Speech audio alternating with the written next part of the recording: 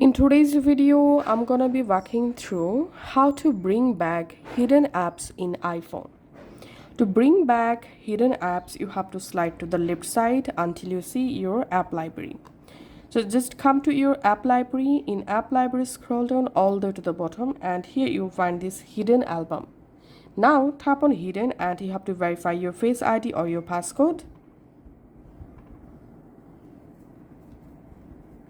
Once you successfully verified your Face ID or passcode, then you will be able to easily access the hidden app. So here you will get all your hidden apps.